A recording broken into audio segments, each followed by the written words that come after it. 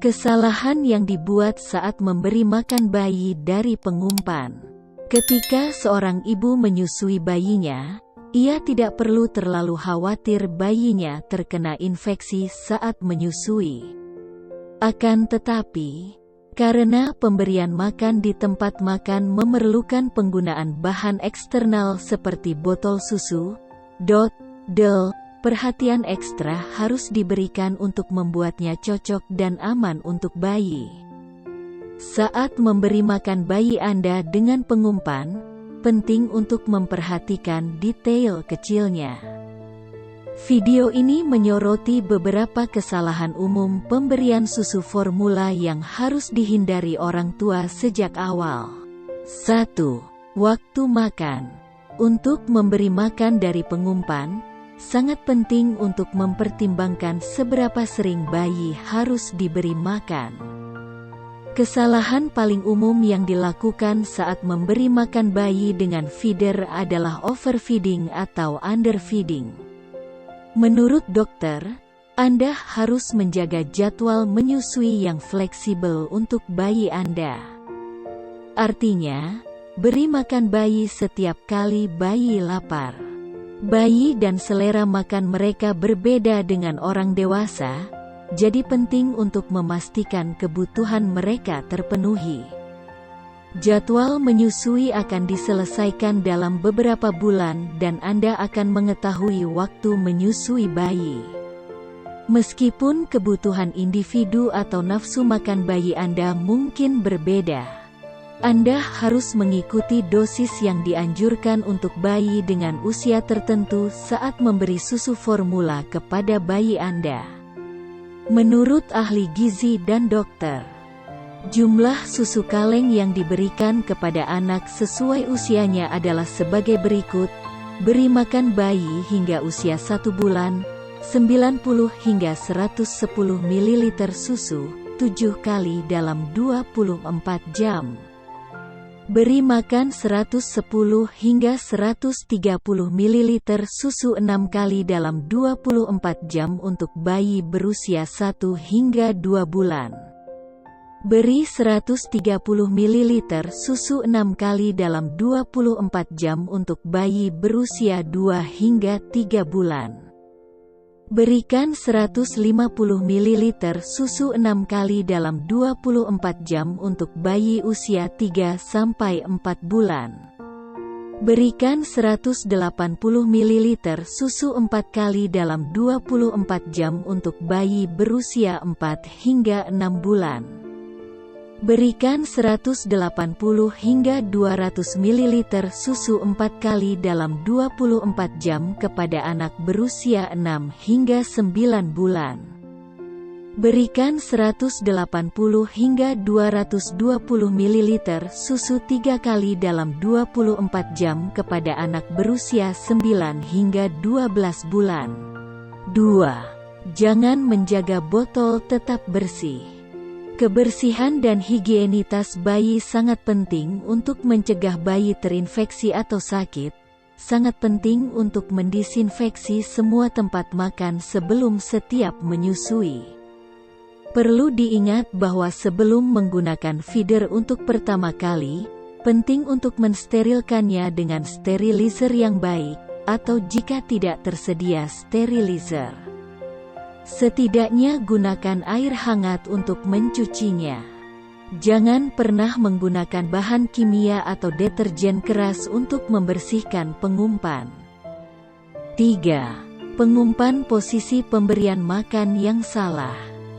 Kesalahan lain yang dilakukan orang tua adalah menyusui bayi dengan posisi yang salah. Jangan mencoba memberi makan bayi saat bayi sedang tidur. Jika tidak, bayi Anda akan muntah atau memuntahkan ASI. Selain itu, keluarnya cairan seperti susu dapat menyebabkan infeksi di saluran telinga tengah. Pastikan kepala bayi selalu ditinggikan agar bayi dapat menyusui dengan nyaman. 4. Jangan sendawakan bayi setelah menyusu. Sangat penting untuk memberi bayi mobil cot setelah setiap menyusui dari pengumpan karena membuat mereka merasa nyaman. Jika bayi tidak bersendawa, udara di perut saat menyusu akan membuat bayi merasa berat dan tidak nyaman. Anda dapat menyendawakan bayi dengan memegangnya di bahu Anda, atau Anda bisa membuatnya duduk tegak di pangkuan Anda. Atau bayi bisa bersendawa dengan berbaring tengkurap. 5. Mencampur susu formula dengan susu ibu. Orang tua harus memahami bahwa mencampur susu formula dengan ASI adalah kesalahan besar. Dokter anak tidak menyarankan melakukan hal ini karena dapat menyebabkan masalah pencernaan. Oleh karena itu, penting untuk menggunakan hanya satu susu saat menyusui di pengumpan. 6. Memperbesar lubang puting pengumpan. 6. Memperbesar lubang puting pengumpan. 7. Rasio air dan susu yang salah saat menyiapkan susu kaleng. Jangan membuat susu kalengan terlalu keras atau terlalu encer. Suplemen protein atau mineral dalam jumlah besar dapat membebani sistem pencernaan atau ginjal anak. Susu yang terlalu encer dapat menyebabkan kekurangan nutrisi penting dalam makanan bayi. Oleh karena itu, siapkan susu sesuai dengan petunjuk yang diberikan pada kemasan. 8. Penggunaan air keran untuk menyiapkan susu kaleng. Jangan pernah menggunakan air keran untuk menyiapkan susu kaleng karena mungkin mengandung bakteri dan mikroorganisme tak terlihat lainnya yang dapat menyebabkan penyakit pada bayi. Susu kaleng harus disiapkan dengan air mineral kemasan rendah, atau setidaknya air matang jika air mineral tidak tersedia. 9. Siapkan susu kalengan jauh sebelum digunakan. Susu kalengan harus disiapkan segera sebelum digunakan, karena susu sisa kehilangan nilai gizinya. Saat Anda berencana untuk pergi keluar bersama bayi, bawalah susu bubuk dan air dalam termos agar dapat dicampur pada waktu yang tepat. 10. Periksa bayi sebelum memberinya makan. Terkadang orang tua, untuk memeriksa suhu susu, memeriksa puting susu dengan minum sedikit. Anda seharusnya tidak pernah melakukan ini.